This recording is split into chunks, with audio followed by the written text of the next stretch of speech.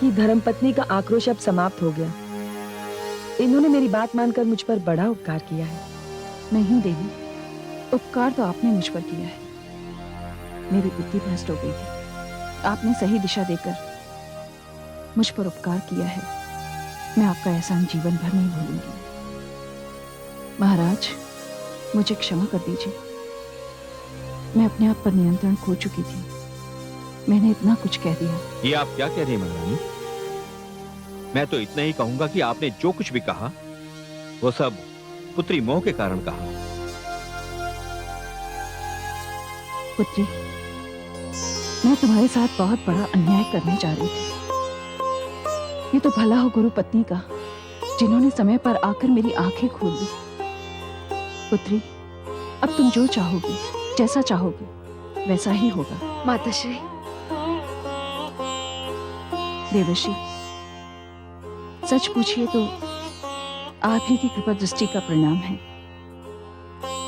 यदि आप माता अरुंधति को यहां न लाते तो मैं भ्रम के सागर में न डूबती न तरती, न जाने किस अनर्थ को जन्म देती।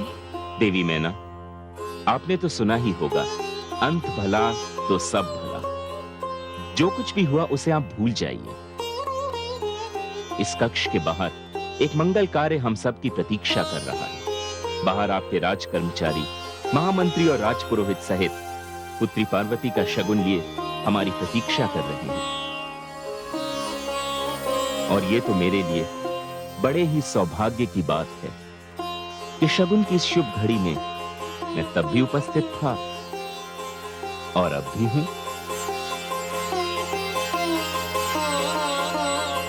नारायण नारायण।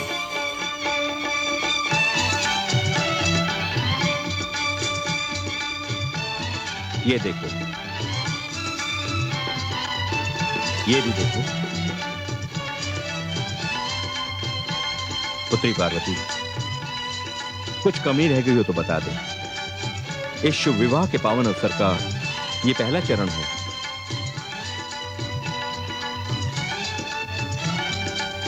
नारायण नारायण। आप दूल्हे को विवाह के लिए वचनबद्ध करने नहीं, दूल्हे को मोल लेने के लिए आए। मुझे सब कुछ नहीं चाहिए। ऐसी परंपरा तो होनी भी नहीं चाहिए। दूल्हे के लिए दुल्हन से बढ़कर कोई उपहार नहीं होता। स्वीकार होगा, स्वीकार होगा पुत्री। जिस विनम्रता के साथ महाराज हिमांचल भगवान शिव को ये शगुन भेज रहे हैं, उन्हें स्वीकार होगा। आप चिंता ना करें। पुत्री पार्वती, तुमने कुछ नहीं कहा। पिताश्री, आपने जो सोचा, जो किया वो उत्तम है, सर्वथा उचित है। महाराज, यदि कोई कमी रह गई हो तो हमारे जमाता भगवान शिव से क्षमा मांग लीजिएगा। महारानी मैना, जो दोनों हाथों से सदैव बांटते आ रहे हैं, उन्हें कभी कभी कुछ ग्रहण करने का आनंद भी तो उठाना चाहिए। आप चिंता ना करें, भगवान शिव को इससे बहुत आनंद मिलेगा। महाराज, शगुन लेकर चलने का यही शुभ मुहूर्त है। हमें चलना चाहिए। महाराज, आपकी यात्रा मंगलमय हो, पथ शुभ हो। देवर्षि नारद, जब यात्रा में आप साथ होंगे तो यात्रा तो शुभ होगी ही। नारायण नारायण।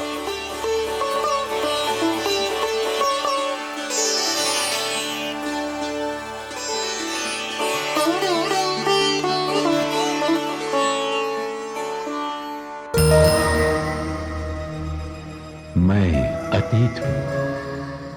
पर्वतराज के यहां से भिजवाया गया शगुन भगवान शिव ने स्वीकार कर लिया।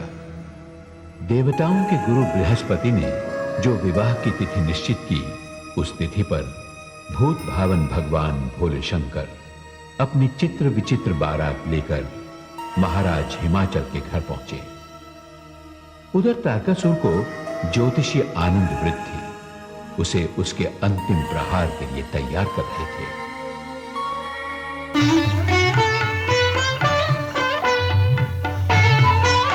महाराज, जब से हिमाचल पुत्री पार्वती का जन्म हुआ है, मैं तब से आपको निरंतर सावधान करता आया हूँ, किंतु आपने अभी तक- ज्योतिषाचार्य जी, और मैंने भी उसे समाप्त करने के लिए निरंतर प्रयास किए, किंतु वो हर प्रयास से बचती रही है। पिछली बातों को भूल जाइए महाराज, किंतु इस समय ग्रहों की स्थिति के अनुसार यदि आपने अपने जीवन का अंतिम प्रयास ना किया तो बात आपके हाथ से निकल जाएगी महाराज। कहना क्या चाहते हो ज्योतिषाचार्य? स्पष्ट शब्दों में कहो। तो सुनिए महाराज, आज भगवान शिव और पार्वती की भांवर पड़ने वाली है। देवगुरु बृहस्पति तो उनके विवाह का मुहूर्त भी निकाल चुके हैं। महाराज, यदि ये मुहूर्त टल गया तो आपके जीवन पर आया हुआ संकट भी टल जाएगा। हाँ महाराज। महाराज, अब से थोड़ी देर के पश्चात पार्वती अपनी माता महारानी मैना के साथ राजमहल से दूर अपनी कुलदेवी की पूजा करने के लिए निकलने वाली है। बस ज्योतिषाचार्य, इतनी सूचना पर्याप्त है। आज तक जो भी हुआ, अब ये अवसर मैं अपने हाथ से नहीं जाने दूंगा। ये मेरा अंतिम प्रयास होगा और यही मेरी समस्या का अंत होगा। आज तक मैं अपनी शक्ति के माध्यम से इस संबंध को रोकने का प्रयास करता रहा, परंतु अब की बार मैं अपनी माया का प्रयोग करूंगा। कोई है? आज्ञा असुर सम्राट। आज मैं अति प्रसन्न हूं। ज्योतिषाचार्य आनंद वृद्धि को ये जितना चाहे उतना धन देकर यहां से विदा करो। हमारा ये संदेश महामंत्री को दे दो। जो आज्ञा असुर सम्राट। जाइए ज्योतिषाचार्य जी। धन्यवाद महाराज।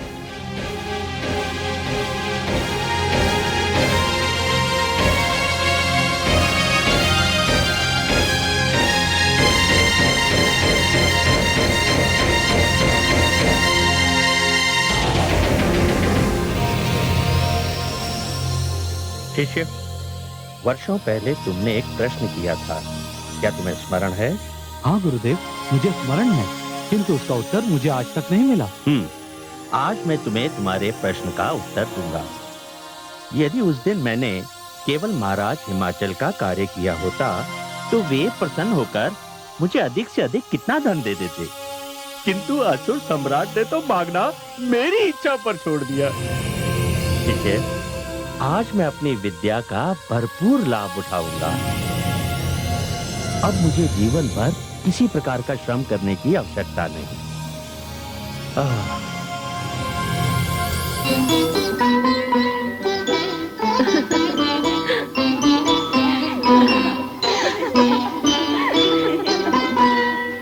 प्रणाम राजकुमारी जी। राजकुमारी जी, महारानी जी आपकी प्रतीक्षा में हैं। आपको कुलदेवी के मंदिर जाना है उनके साथ। जब आप कुलदेवी की पूजा करके लौट आएंगी तभी बारात की द्वार पूजा होगी।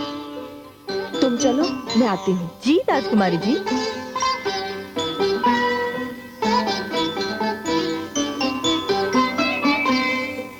पुत्री,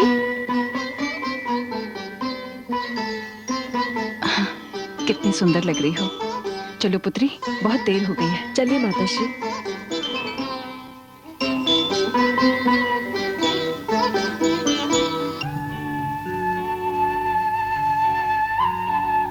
अभी तक महाराज हिमाचल की ओर से कोई संदेश नहीं आया। बारात लेकर चलने का मुहूर्त तो देवगुरु बृहस्पति निकाल चुके हैं। वीरभद्र, आदेश देवाधिदेव। जाओ हिमाचल राज से इसकी जानकारी ले आओ। जो आपकी आज्ञा। मैं अभी गया और अभी आया। यदि आपकी आज्ञा हो तो मैं माता के दर्शन भी करता हूँ। हाँ हाँ, अवश्य।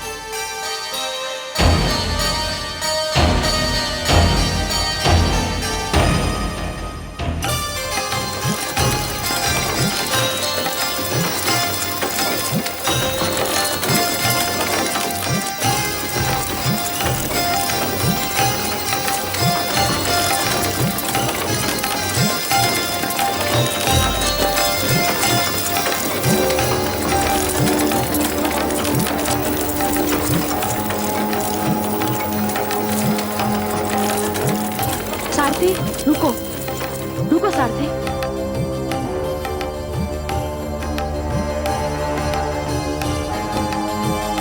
माताश्री, लगता है मार्ग भूल गए। पहले तो कुलदेवी का मंदिर इतनी दूर नहीं था। कहीं हम मार्ग भूलकर किसी और स्थान पर तो नहीं आ गए? क्या हुआ माताश्री? तुम्हारा कथन बिल्कुल सत्य है। हम कुलदेवी के मंदिर से बहुत दूर आ चुके हैं। तब तो हमें तुरंत लौट जाना चाहिए माताश्री। लौट जाना चाहिए? हाँ।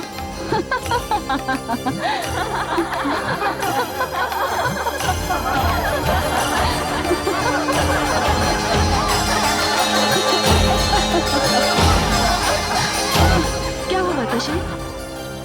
अब तो लौट के जाने का प्रश्न ही नहीं उठता। माताश्री,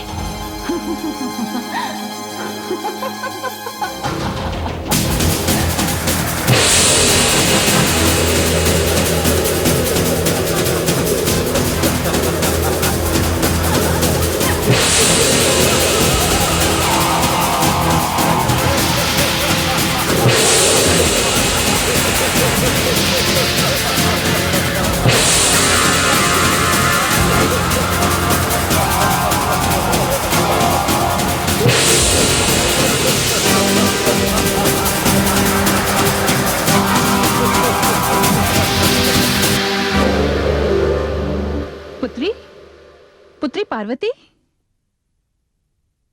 पार्वती कहाँ है? उसे मेरे साथ कुलदेवी के मंदिर जाना था। ये आप क्या कह रहे हैं महारानी जी? राजकुमारी को लेकर आप ही तो कुलदेवी के मंदिर गई थी। मैं? ये तुम क्या कह रही हो दासी?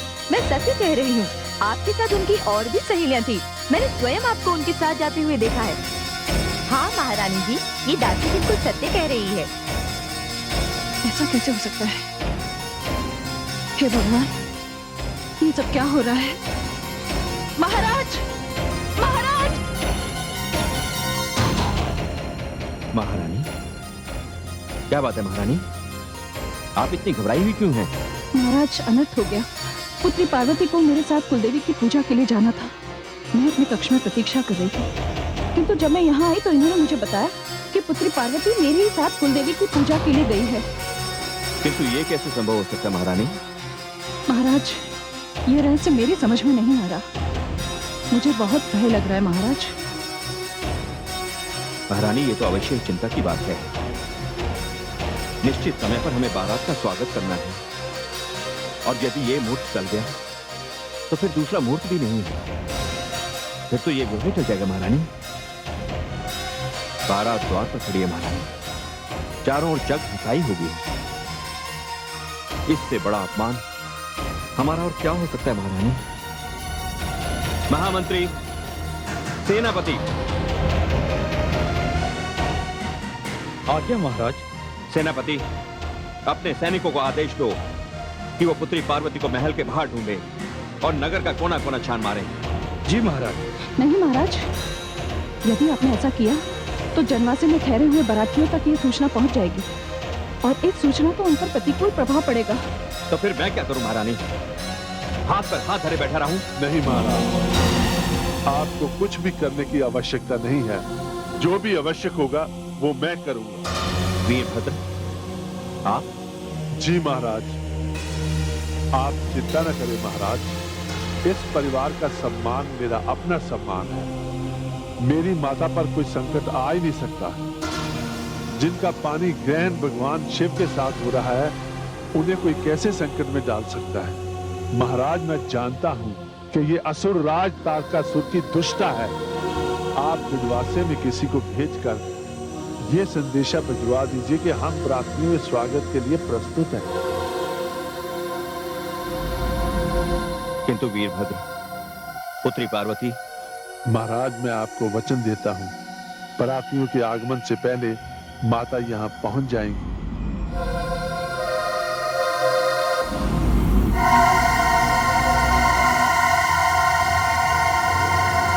यदि आप बिना किसी विरोध के हमारे नगर चली चलें, तो मैं आपको विश्वास दिलाता हूं कि मैं आपका कोई अहित नहीं करूंगा। मेरा उद्देश्य केवल आपके और शिव के विवाह को रोकना। तू क्या रोकेगा इस विवाह को? तेरा सामर्थ्य क्या है? तू तो धारा में बहते हुए तिनके को भी नहीं रोक सकता और चला है समय की गति को, नियति की प्रगति को रोकने। मैं इस विवाह को रोकूंगा, अवश्य रोकूंगा। मैं कहती हूँ मुझे जाने दो, अन्यथा अन्यथा का उत्तर मैं देता हूँ।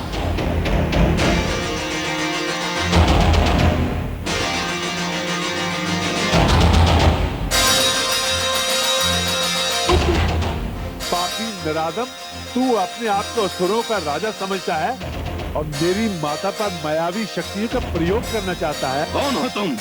मेरा परिचय तेरे 2 बार भेजे हुए सैनिकों से तुझे मिल चुका होगा। अंतिम बार तूने 8 सैनिक भेजे थे, 7 को मैंने मार गिराया, 1 को मैंने जीवित छोड़ दिया ताकि वो तुझे उन 7 की मृत्यु का समाचार दे, किंतु लगता है कि भय के मारे वो भी तेरे पास नहीं पहुंचा।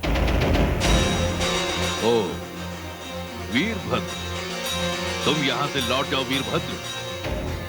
अब यहां जीवन मरण का प्रश्न है। विवाह मंडप में सब प्रतीक्षा ही करते रह जाएंगे। आज पार्वती यहां से नहीं जाएगी। आज ये विवाह संपन्न नहीं होगा। ये विवाह तो आज ही संपन्न होगा और देखता हूं कि इसे कौन रोकता है। देख क्या रहे हो?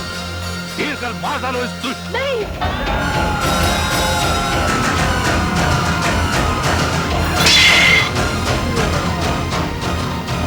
चिंता मत कीजिए माता, जिस पुत्र को आपका आशीर्वाद प्राप्त हो उसका कोई कुछ नहीं बिगाड़ सकता। आप पीछे हट जाइए, मैं आपको छूना नहीं चाहता।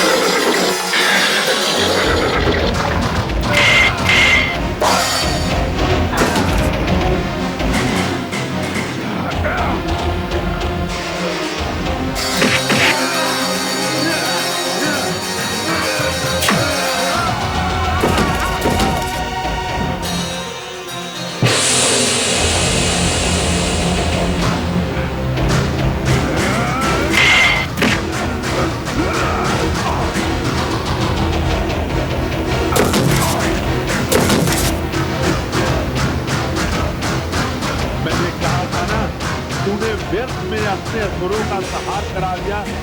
अरे अंधे, अब भी समय है, लौट जा।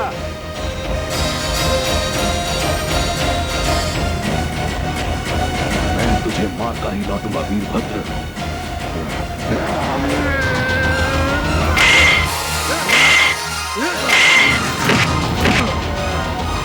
माता, विवाह का मुहूर्त निकल जाएगा, आप चले जाइए यहाँ से, मैं इससे निपट लूंगा। नहीं पुत्र, मैं अपने पुत्र को इस स्थिति में छोड़कर नहीं जा सकती। नहीं माता, आप चले जाइए। माता भी कहते हो और जाने के लिए भी कहते हो। हाँ माता, वहाँ 2 परिवारों की प्रतिष्ठा का प्रश्न है, विवाह के मुहूर्त का प्रश्न है। माता, आपको मेरी सौगंध है, आप चले जाइए। मैं आपको वचन देता हूँ कि मैं इसको मारकर ही आपके पास आऊंगा।